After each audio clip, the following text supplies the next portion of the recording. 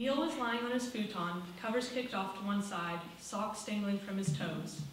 It was a few hours past midnight. The window was wide open, but the curtains lay flat and still. Bugs made noises at one another just beyond the screen, arguing.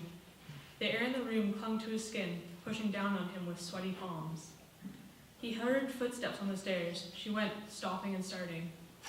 Neil held himself very still. The footsteps got louder as they came closer to his bedroom. He wondered where she'd chosen. His mother had always been fond of San Diego, although she hated the heat of this summer, had spent most of it within the 10-meter radius of the electrical fan in the living room, drinking homemade lemon iced tea and reading paperbacks. She could be headed north. She reached the bottom of the stairs. Neil heard her set her bag down beside her. It must have been the old leather one her mother had given her.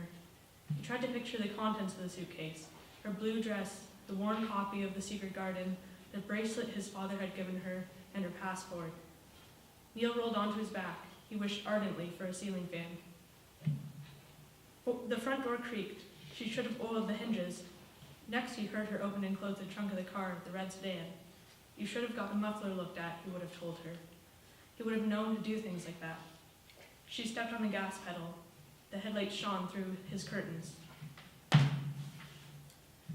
Neil got up and walked outside to the front porch. The humidity was palpable. He sat on the porch steps and watched as his mother drove away, staring at the red of her receding brake lights, as if making eye contact. When Neil got up, his father was standing at the window. He was looking outside, but not at anything in particular. His face was freshly shaved, but his lips were chapped. His posture seemed better than usual.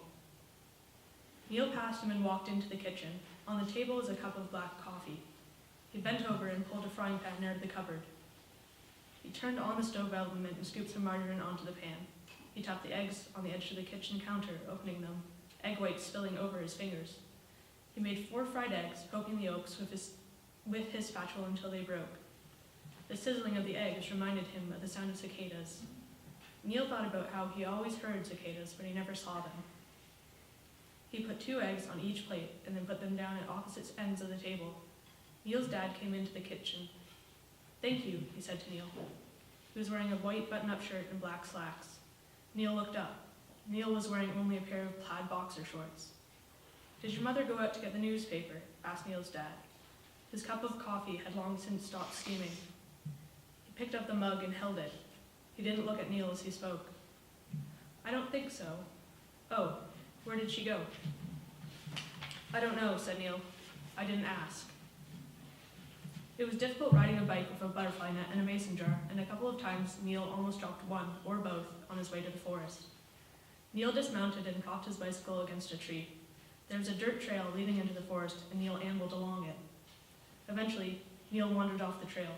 He walked further and further into the trees. Occasionally, he would rest a hand on one of their trunks. He could hear insects and birds in the forest. He saw a blackbird and a bunch of mayflies, but no cicadas. He also saw a stream of tadpoles swimming near the rocks. He took off his shoes and stood in the middle of the stream for a few minutes, causing tadpoles to flee. His feet were cool, but the rest of his body revolted against the heat. The sun started to get lower in the sky, but still no cicadas. Neil was just starting to think he would quit when he found one, big as his fist, sitting on a tree trunk. It seemed larger than Neil had conceived cicadas to be. Neil whipped down the net around the cicada. It sat motionless, not caring about Neil or his net. With a quick sweeping motion, Neil pushed the cicada off the tree. Neil reached his hand inside the net and pulled it out. He did this carefully, but the bug seemed too sturdy for him to harm unintentionally. The cicada was still not moving much. It seemed alive, but full of ennui. Neil unscrewed the top of the mason jar, one-handed with some struggling, and deposited the cicada inside. He paused, staring at the bug in the jar, and then bent over, picking up a few leaves and twigs, placing them in. Neil wasn't sure what a cicada might do with some leaves and twigs, but it seemed like the proper thing to do. He began to walk back in the direction he thought he had come in, looking for the stream he had stood in. He held the jarred cicada out in front of him. "My mother left last night," Neil told the cicada. "My dad hasn't realized it yet, I don't think. He will soon, though. She's left before, twice. Once she disappeared for 2 months, and the other time it was about 6 months.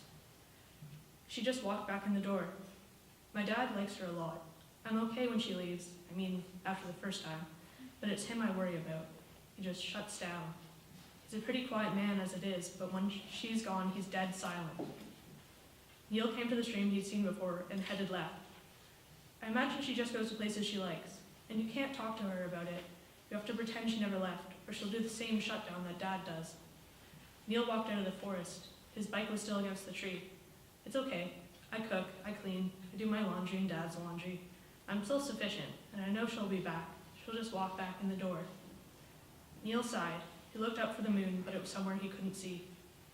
Finally, it was just a little bit cooler.